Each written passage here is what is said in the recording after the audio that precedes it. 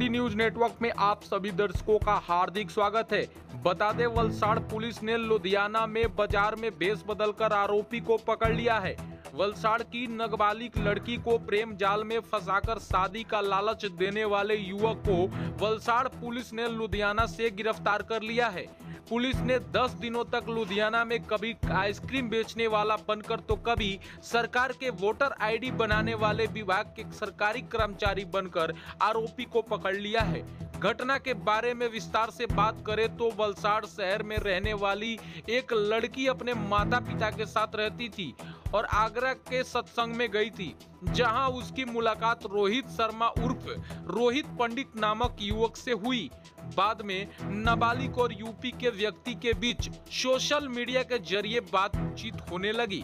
इसके बाद यह युवक व्यापार के सिलसिले से वलसाड़ आ गया और बाद में सगीरा अक्सर इस व्यक्ति से मिलती रहती थी।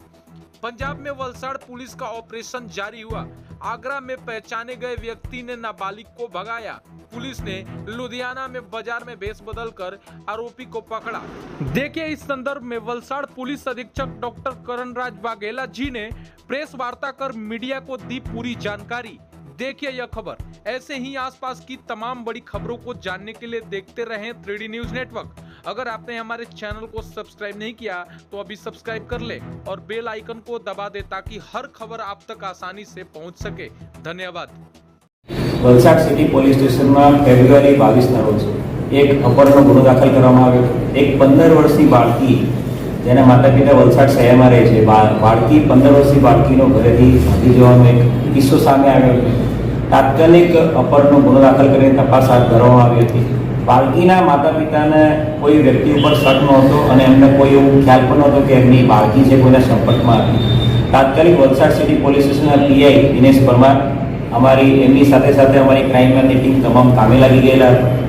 આ બનાવને ધ્યાને રાખીને વલસાડ શહેર અને આસપાસના તમામ વિસ્તારો, રેલવે સ્ટેશનના વિસ્તારો, અમારા વલસાડ શહેરની અંદર જે વિશ્વાસ પ્રોજેક્ટ અંતર્ગત Netram command and control room અને જે તમામ સીસીટીવી કેમેરા છે એની સાથે સાથે તમામ બસ સ્ટેશન, રેલવે સ્ટેશન અને તમામ સ્કૂલ્સની આસપાસના અને તમામ સીસીટીવી કેમેરા ચેક કરવામાં આવેલા।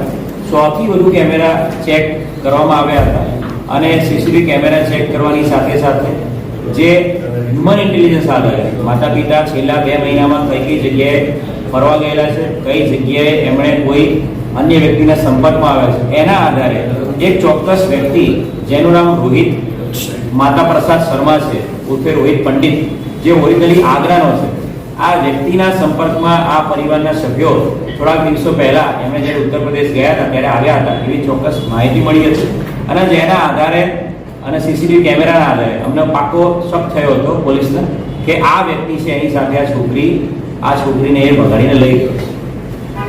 જે આરોપી છે એ આરોપી આગ્રા ઉત્તર પ્રદેશનો છે, એટલે એ પહેલા સુરતના ભટાર વિસ્તારમાં પણ એ પહેલા રહેતો હતો। એટલે સુરતના ભટાર વિસ્તારમાં એના ઓળખીતા મિત્રો એની ખાનગી વોચ રાખવામાં આવી હતી। વલસાડ રેલવે સ્ટેશનની સાથે સાથે સુરતના રેલવે સ્ટેશનની આસપાસના વિસ્તારમાં પણ સીસીટીવી કેમેરા ચેક કરવામાં આવ્યા હતા।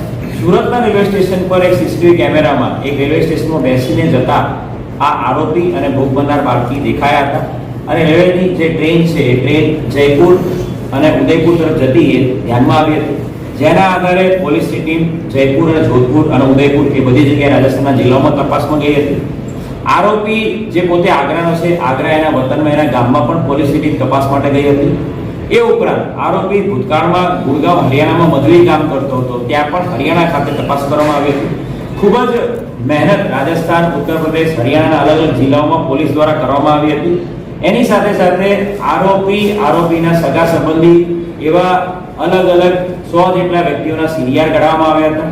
આરોપીના છેલ્લા 1 વર્ષના સીડીઆર આધારે આરોપી જેટલા પણ વ્યક્તિઓના 1 વર્ષમાં સંપર્કમાં આવ્યો તમામે તમામ વ્યક્તિઓની પર્સનલી રૂબરૂ બોલાવીને એમની પૂછપરછ કરીને નિવેદનો લેવામાં આવ્યા હતા અને અલગ અલગ નિવેદનોમાં આ આરોપી છે એ ઓનલાઈન ગેમલિંગનો અને ગેમ રમવાનો શોખીન છે કે એવી માહિતી અમને મળી હતી અને એના આધારે વલસાડ સિટી પીઆઈ દિનેશ પરમારે એ જે ગેમનો શોખીન છે તો એ ગેમ રમવા માટે ઓનલાઈન હંમેશા ટ્રાન્ઝેક્શન કરતો હશે એવી એક ચોક્કસ જે ઇન્ફોર્મેશન હતી કે ઓનલાઈન જો ગેમ રમતો હોય તો ઓનલાઈન ટ્રાન્ઝેક્શન થતો જ હશે।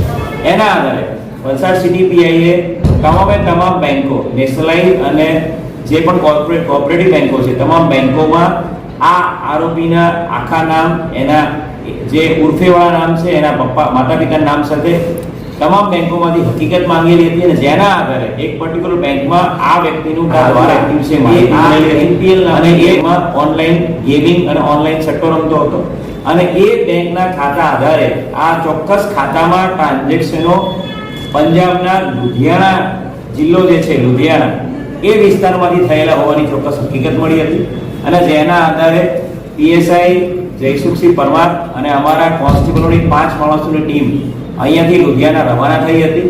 અહીંયાથી એમનો જે પણ ટેકનિકલ સપોર્ટ છે એ ક્રાઇમ બ્રાન્ચ દ્વારા આપવામાં આવ્યો હતો અને એના દ્વારા લુધિયાણા શહેર છે એનું માલવા GIDC વિસ્તાર, એ માલવા GIDC વિસ્તારમાં અમારી પોલીસની ટીમ અલગ અલગ વેશ ધારણ કરીને આઈસ્ક્રીમની લારી ભાડે રાખીને આઈસ્ક્રીમની લારીવાળા તરીકે, ફેરિયા તરીકે આખા GIDC ની અલગ અલગ 50 કંપનીઓમાં સર્ચ હાથ ધર્યું હતું.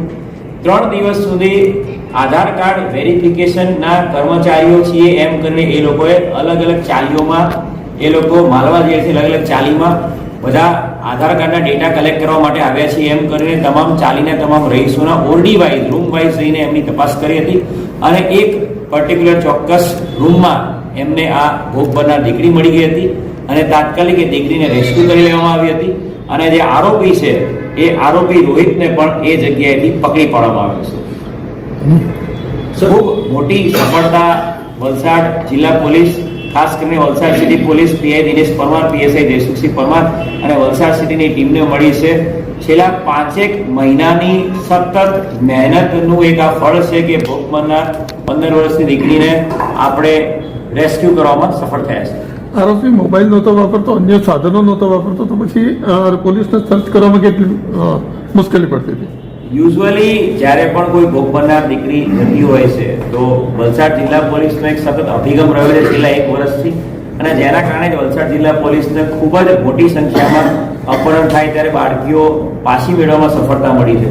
આ બાળકીને શોધવામાં 5 મહિના જેટલો સમય એમને એના કારણે થયો હતો કેમ કે આ વ્યક્તિ ફોન યુઝ નહોતો કરતો. એના જે જૂના ફોન નંબરો, એના માતા પિતાના ફોનો, એના આધારે સીડીઆરનો અભ્યાસ કરવામાં આવે. એને જ્યાં જે જગ્યાએ કામ કર્યું તમામ જિલ્લાઓમાં અલગ અલગ રાજ્યોમાં તપાસ કર્યા પછી એક આખું હ્યુમન ઇન્ટેલિજન્સ નેટવર્ક ઊભું કર્યા પછી પોલીસને એક આ ચોક્કસ હકીકત એ લુધિયાણાના માલવા GIDC વિસ્તારમાં હોવાની મળી હતી. એટલે ખૂબ મહેનત કરવી પડી છે પોલીસને આ ઓપરેશનમાં. પણ એક સગીર વયની દીકરી કોઈ હ્યુમન ટ્રાફિકિંગમાં ફસાઈ ના જાય, એક સગીર વયની દીકરી છે એનો બીજા કોઈ જગ્યાએ એની વિરુદ્ધ એને કોઈ અન્ય ગેરકાયદેસર પ્રવૃત્તિમાં ઢકેલા ના જાય એ ધ્યાન રાખવાની જવાબદારી પોલીસની છે. અને જે ભોગ બનનાર દીકરીના માતા પિતાને અમારા ઇન્સ્પેક્ટર દિનેશ પરમારે પ્રોમિસ કર્યું હતું એ પ્રોમિસ અમે સફળપૂર્વક